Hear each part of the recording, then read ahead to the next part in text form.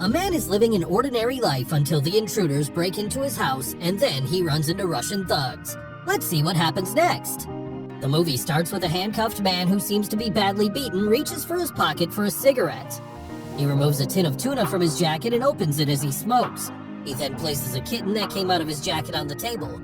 Across the table, we see a woman and a man who are questioning him. Hutch Mansell seems like an ordinary man living his ordinary life. The man has 2 kids from his wife Becca, who is a successful woman. Hutch has an unremarkable job at his father-in-law Eddie's metal fabrication company. The man seems to be getting sick of his daily boring routine. His son Blake seems to have no respect for him, as he does not even greet his father when he gets home from work. Things do not seem to be great between the husband and wife either, as we see a pillow placed between them, separating the 2 on the bed. A neighborhood dog barks and Hutch goes out to make sure everything is all right. As he goes downstairs, he hears a noise as intruders break into his house.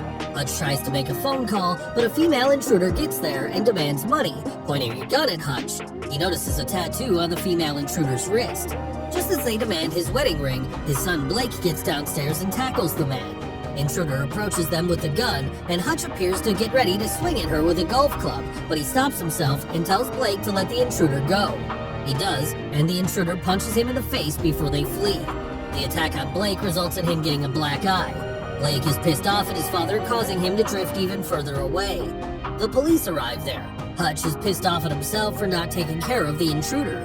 His whole family is disappointed in him as they go to bed again. Hutch sleeps downstairs on the couch, and his daughter Sammy joins him. She is the only person in the family who gets along with him. She tells them that they need a cat. The next day, Blake asks Hutch if he could interview him for a project on veterans. Hutch says that he is nothing more than an auditor. Becca tells Blake to ask his uncle, who is a real soldier. The family leaves the house to start their day, and Sammy hugs him on their way out. The neighbor tells Hutch that if it were him, he would have beaten the intruders. He then goes on to brag about his new car. The tedium of Hutch's week begins. Upon reaching the factory, he is questioned by his brother-in-law Charlie for not tackling the intruders. Charlie gives him a gun and asks him to keep his sister safe. Hutch takes the gun and keeps it in a box at the back of the refrigerator. We then see Eddie coming to Hutch to discuss his fair offer to buy the business from him. He tells Hutch that after a lifetime of hard work, he would like a great offer. Hutch tells him that he just wants something that is his. Hutch then locks his office and contacts his brother Harry, who is supposedly dead. They talk on the radio. He tells him that he held back from attacking the intruders as they were young, scared, and desperate.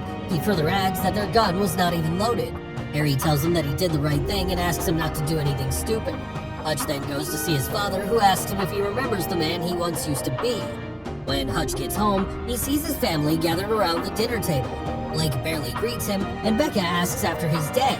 Sammy, on the other hand, appears to have lost her kitty cat bracelet, which was in the bowl with the money that the intruders stole.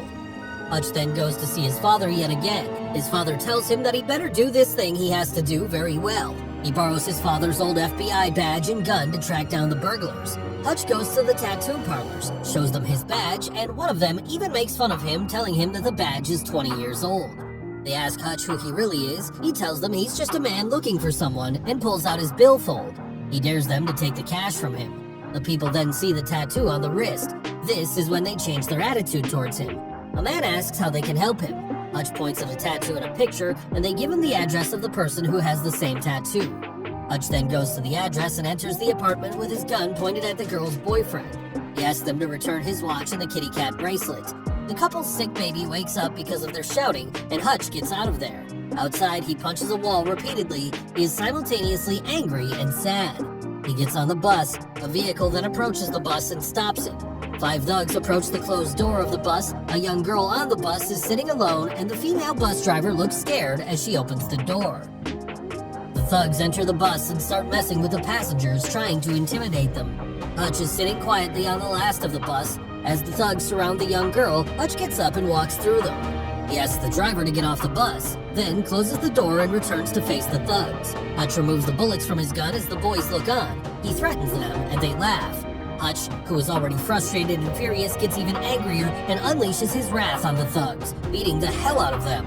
He himself gets injured too, but continues to fight. He almost beats them to death. He then gets out and apologizes to the driver for the mess he created. When he gets home, he sees his wife sitting in the darkness. She asks him where he's been, and he tells her it was just like old times tonight. As his wife gently cleans his wounds, he tells her that she seems far away and there is no intimacy left in their marriage. He asks her if she remembers who they used to be. Becca then removes the pillow that separates them on the bed and starts touching him gently. In the next scene, we see a passenger verbally abusing his driver for passing the destination. Yulian Kuznetsov, a mob enforcer, gets out of the car and walks into a club. He gets on stage where he sings and dances, then gets off the stage and walks toward a group of men. He asks them if they are satisfied with the security for Obshak. They tell him that they are satisfied. Yulian then introduces them to Pavel, his right hand.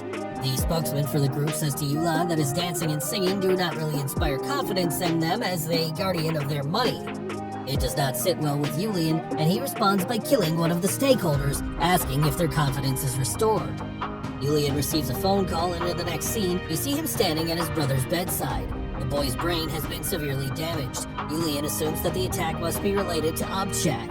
Another man in the room who is badly injured shows Yulian a Metro card he had picked up during the fight on the bus. The next day, Hutch seems better.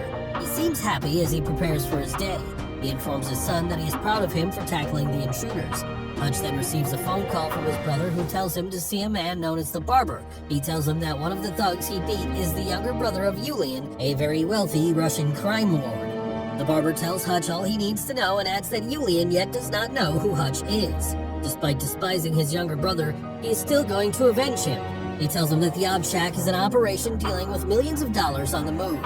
Yulian is the current caretaker and seems to be tired of this huge responsibility. Yulian is informed that Hutch's father lives in a nursing home and they keep trying to track his location. Yulian's security blackmails a man in the Pentagon into checking the archives for information on Hutch. Hutch is listed as nobody. Hutch, on the other hand, looks happy as he prepares a meal for his family and suggests they all go to Italy. He then sees a car approaching and asks everyone in the family to go to the basement at once. Yulian has sent his dogs, led by his right hand Pavel, to attack Hutch. Hutch launches an attack on the attackers and kills most of them. Pavel eventually puts him down using a taser on him. They put Hutch into a car. Hutch dislocates his wrists to remove the handcuff. He finds a fire extinguisher and uses it to blind his abductors. The car crashes, and before Pavel dies, Hutch tells him who he actually is. He then runs home to open the basement door for his family. As Hutch runs back home, he calls David and warns him to watch himself. He then frees his family from the panic room, covering Sammy's eyes so he won't see the slew of dead bodies in the house. Hutch then sends Becca and the kids away to somewhere safe, and she asks him to make sure he returns to them. Becca drives away with the children to a safe place. Hutch places all the dead and injured men on his couch and starts speaking. He tells that he's a former auditor, an assassin employed by intelligence agencies to kill the people who consider themselves untouchable. He did this work professionally until he let a man he was supposed to kill go free. A year later, Hutch found that the man he had spared had built a new life and family for himself and was very happy. This is when Hutch decided to retire against the wishes of his superiors. Ever since he retired, he's done everything to stay away from the shadows of his old life. He then sees a kitty cat bracelet lying next to a pool of blood under the radio. Before he leaves, he tells the dead man that the bone burns to ashes at 1500 degrees without leaving a trace. Hutch acknowledges that deep down he knew his life was just a facade that lasted longer than he expected. He has to burn down all the traces of the killing he just did, so he sets his house on fire and picks up a photograph of his family as he walks out of the house. Remember his jackass neighbor, the one who once bragged about his new car to Hutch? Well, Hutch steals that very car and drives away.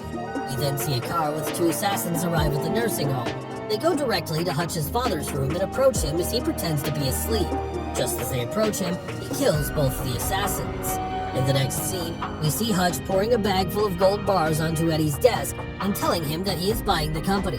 Yulian, on the other hand, watches the whole footage on the news and gets to know that Pavel has been killed by Hutch. Hutch, on the other hand, closes the factory temporarily. We see that his desk is covered with weapons and ammunition. Harry contacts him on the radio, and Hutch tells him that he has devised a plan. He drives to where the mob are counting the Obshak money. He makes quite an entrance as he opens fire the moment he enters the building.